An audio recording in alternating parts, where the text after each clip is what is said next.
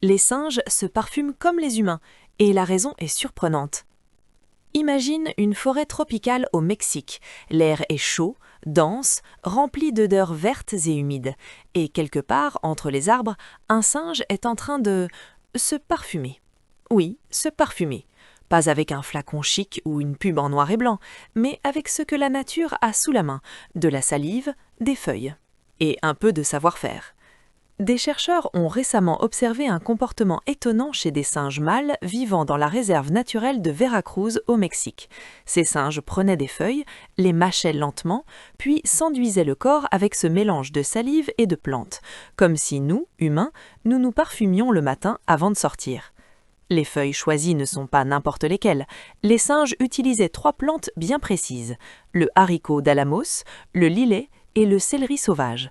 Des plantes aromatiques qui dégagent une odeur marquée. Le rituel dure entre 30 secondes et 2 minutes et peut se produire n'importe où, à n'importe quel moment de la journée.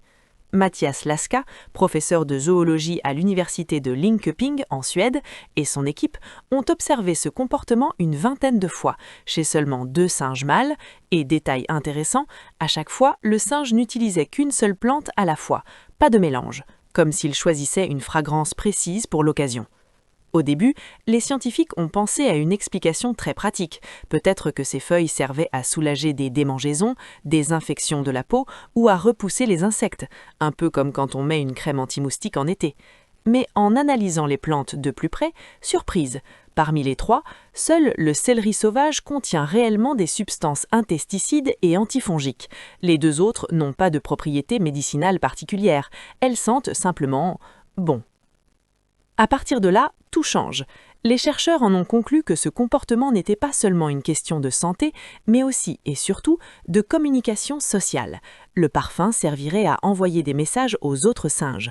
Voilà qui je suis, voilà mon statut, regardez comme je suis attirant. Exactement comme chez les humains. On se parfume pour se sentir bien, pour plaire, pour marquer une présence. Et visiblement, les singes font la même chose. Ce qui rend cette découverte encore plus fascinante, c'est qu'on retrouve ce comportement chez d'autres espèces, les singes capucins, les singes hiboux et même les lémuriens. Finalement, cette histoire nous rappelle une chose assez troublante et plutôt amusante.